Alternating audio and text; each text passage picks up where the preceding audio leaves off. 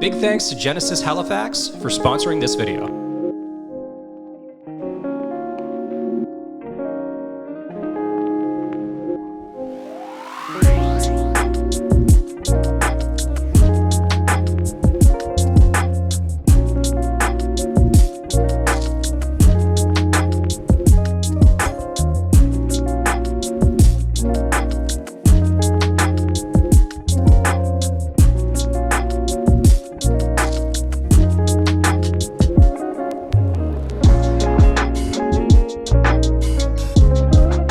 Good evening, everybody, and welcome back to the next video. So in this video tonight, we have the new Genesis GV80 Coupe.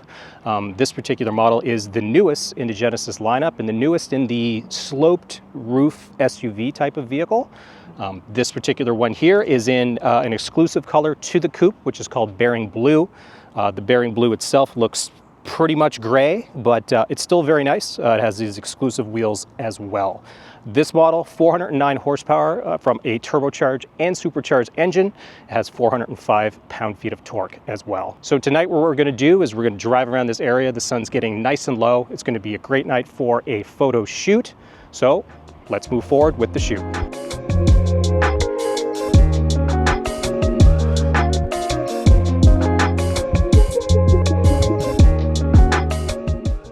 All right, here we are in Lightroom. In Lightroom, we're making the first adjustments to this photo before moving over into Photoshop for some other touches. First thing we're gonna do here is adjust some of the sliders to the photo, and we're gonna move such sliders like the temperature. We'll adjust the temperature a little bit. We'll look at the exposure. We'll also reduce the highlights. I think the highlights are a little much here with the bright sky. And we'll check the whites to see if anything's blown out. Let's just reduce those just a little bit. And vibrance, I want to pump this up for this series. Let's put this pretty high. Let's put it about, well, that's not really that high, at 12. And with the curves adjustment, we're just going to take the overall whites down so nothing's blown out, especially the sky. And let's just increase the blacks a little bit so we don't have the absolute blacks. With the sun coming from pretty much the back of the frame, so shooting towards the sun, you probably wouldn't get a complete contrast. You wouldn't have deep blacks, so I just wanted to increase that just a bit and make sure the shadows aren't super dark. Now, what we're gonna do, we'll create a mask, and we'll use the subject detection for the mask, which works really well. Especially here. And the adjustments to the mask will increase the dehaze, and I'll adjust the contrast and make it a little more contrast to the car itself. The shadows, we'll pump that up. We want the wheels to be a little more exposed, so we'll adjust the shadows for that. Being careful with the clarity slider, adjusting that just a bit. And other adjustments, let's increase the shadows again. I think that needs a little bit more. Sharpness, it's pretty sharp already, but we'll just adjust a little bit of the sharpness here. Now for the mask, we're gonna duplicate and invert the mask to create a new mask on the background. We'll decrease the dehaze slider and the clarity slider as well. So we are reducing the contrast of the background. That's pretty much all we need to do for the background. Now let's zoom in. We'll look at the Michelin text on the tire. We'll adjust the sharpening overall, and we'll just mask this out. So we're only adjusting and sharpening the portions that we want in this photo. That's looking pretty good so far. So we'll move over to Photoshop, and here, first thing we need to do is a little bit of cleanup. You're going to see a little bit of condensation, a little bit of leak underneath. That's from the air conditioning. So I'm going to go through this quite quickly, just speeding through the process.